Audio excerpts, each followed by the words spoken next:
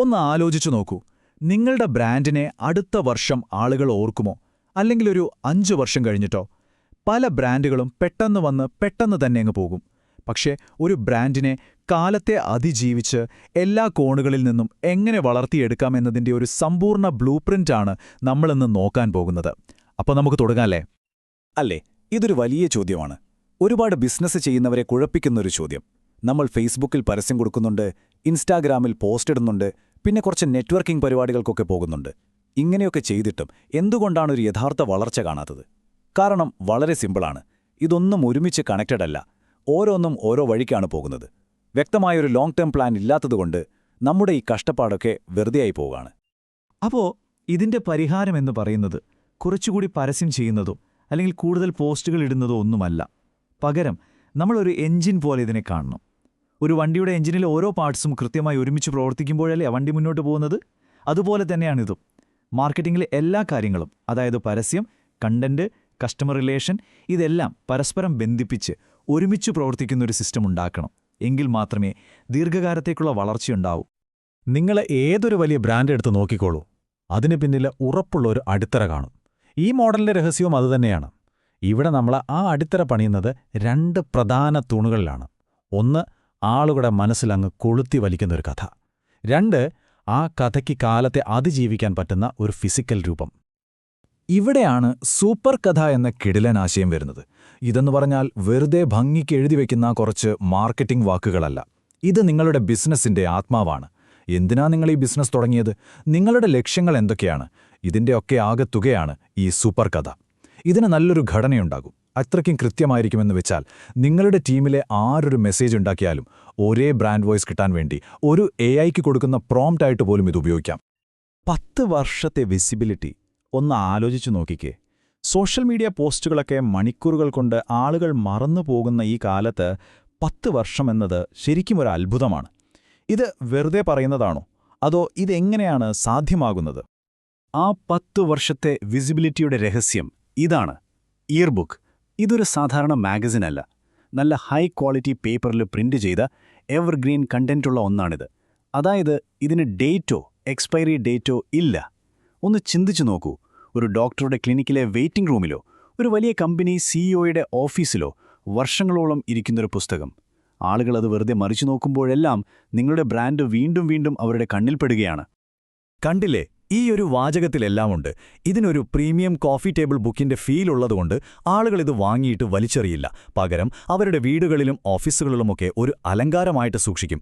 അങ്ങനെ അതൊരു silent marketing ടൂളായിട്ട് അവിടെ ഇരുന്ന് പണിയെടുക്കും. ₹1 പോലും പിന്നെ ചെലവാക്കാതെ തന്നെ വർഷങ്ങളോളം നിങ്ങളുടെ ബ്രാൻഡ് ഓർമ്മിപ്പിച്ചുകൊണ്ടേയിരിക്കും. അപ്പോൾ ഈ ഒരു പുസ്തകം കൊണ്ട് എങ്ങോട്ടാണ് പോകുന്നത്?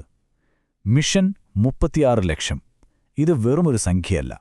ഈ കോഫി ടേബിൾ ബുക്കുകളിലൂടെ മാത്രം ഒരു 10 വർഷം കൊണ്ട് കുറഞ്ഞത് 36 ലക്ഷം ആളുകളിലേക്ക് ബ്രാൻഡിന്റെ കഥ എത്തിക്കുക. അതാണ് ലക്ഷ്യം. ഓക്കേ, അപ്പോൾ നമ്മുടെ കയ്യിലിപ്പോൾ നല്ലൊരു അടിത്തറയുണ്ട്. ആളുകൾ സൂക്ഷിച്ചു വെക്കുന്ന ഒരു പുസ്തകം. പക്ഷേ ഈ ഡിജിറ്റൽ കാലത്ത് അതുമാത്രം പോരല്ലോ. അപ്പോൾ ആ പുസ്തകത്തിലെ നമ്മുടെ സൂപ്പർ കഥയെ എങ്ങനെ ഡിജിറ്റൽ ലോകത്തേക്ക് കൊണ്ടുവന്ന് അതിന്റെ ശക്തി 10 മടങ്ങ് വർദ്ധിപ്പിക്കാം? നമുക്ക് നോക്കാം. ഇവിടെയാണ് കളി ശരിക്കും സ്മാർട്ടാവുന്നത്. നമ്മുടെ കയ്യിലുള്ള ഒരൊറ്റ സൂപ്പർ കഥയെ ഒരു കണ്ടന്റ് എഞ്ചിൻ പോലെയാണ് ഉപയോഗിക്കുന്നത്. സംസാരം കേൾക്കാൻ ഇഷ്ടമുള്ളവർക്ക് വേണ്ടി ടോക്ക് ഷോ, കണ്ടു മനസ്സിലാക്കുന്നവർക്ക് വേണ്ടി വീഡിയോ മാഗസിൻ, വണ്ടി ഓടിക്കുമ്പോഴും യാത്ര ചെയ്യുമ്പോഴുമൊക്കെ കേൾക്കാൻ പോഡ്കാസ്റ്റ്, പിന്നെ വായിക്കാൻ താൽപ്പര്യമുള്ളവർക്ക് വേണ്ടി ടെക്സ്റ്റ് എഡിഷനും ബ്ലോഗുകളും. കണ്ടോ, ഒരേ സന്ദേശം പല രൂപത്തിൽ പലതരം ആളുകളിലേക്ക് ഒരേ സമയമെത്തുന്നു. ഈ 2 വീഡിയോ ഫോർമാറ്റുകൾക്കും 2 വ്യത്യസ്ത ലക്ഷ്യങ്ങളുണ്ട്. ടോക്ക് ഷോയിലൂടെ ബ്രാൻഡിന് പിന്നിലുള്ള വ്യക്തിയുമായിട്ട് നമുക്കൊരു പേഴ്സണൽ കണക്ഷൻ ഉണ്ടാക്കാൻ പറ്റും.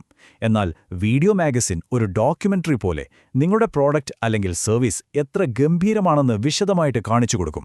ചുരുക്കി പറഞ്ഞാൽ, ഒന്ന് ഹൃദയത്തെയും മറ്റൊന്ന് തലച്ചോറിനെയും സ്വാധീനിക്കുന്നു. 2ഉം കൂടിച്ചേരുമ്പോൾ ഒരു കംപ്ലീറ്റ് പാക്കേജായി. അപ്പോൾ ഈ ഡിജിറ്റൽ പരിപാടികളുടെയൊക്കെ അവസാനം എന്താണ് ലക്ഷ്യം? അതാണ് മിഷൻ 5 ലക്ഷം. Talk show, video, podcast, blog, ഇതെല്ലാം കൂടി ചേർന്ന് ഓരോ ബ്രാൻഡിനും മിനിമം 5 ലക്ഷം ഡിജിറ്റൽ റീച്ച് ഉറപ്പാക്കുക. ഇതൊരു വെറും പ്രതീക്ഷയല്ല, കൃത്യമായി അളക്കാൻ പറ്റുന്ന ഒരു ടാർഗറ്റാണ്. ഇപ്പോൾ ആളുകൾ നിങ്ങളെ കാണുന്നുണ്ട്, ഗ്രേറ്റ്. പക്ഷെ അത് മതിയോ? പോരാ. ആളുകൾ നിങ്ങളെ വിശ്വസിക്കണ്ടേ? വെറുതെ കാണുന്നതിനേക്കാൾ എത്രയോ പ്രധാനമാണ് ആ വിശ്വാസം. അപ്പോൾ അടുത്ത സ്റ്റെപ്പ് അതാണ്. ഈ വിസിബിലിറ്റിയെ എങ്ങനെ ആഴത്തിലുള്ള വിശ്വാസമാക്കി മാറ്റാം, എങ്ങനൊരു പ്രീമിയം ഇമേജ് ഉണ്ടാക്കിയെടുക്കാം? വിശ്വാസം ഉണ്ടാക്കിയെടുക്കാനുള്ള ഏറ്റവും പവർഫുള്ളായിട്ടുള്ള വഴി ഏതാണെന്നറിയാമോ? അത് മറ്റൊന്നുമല്ല, നമ്മുടെ പ്രോഡക്റ്റ് ഉപയോഗിച്ച് ഹാപ്പി ആയിട്ടുള്ള കസ്റ്റമേഴ്സിനെ കൊണ്ട് സംസാരിപ്പിക്കുക. നമ്മൾ നമ്മളെക്കുറിച്ച് തന്നെ 100 കാര്യങ്ങൾ പറയുന്നതിനേക്കാൾ എത്രയോ ഇമ്പാക്റ്റ് ഉണ്ടാവും സംതൃപ്തനായ ഒരു കസ്റ്റമർ പറയുന്ന ഒരൊറ്റ വാക്കിന്. ഈ ഒരു വാചകം എല്ലാം പറയുന്നുണ്ട്. ഇത് 100% സത്യമാണ്. നമ്മൾ പറയുന്നതിന് എപ്പോഴും ഒരു മാർക്കറ്റിംഗ് ടോൺ ഉണ്ടാകും.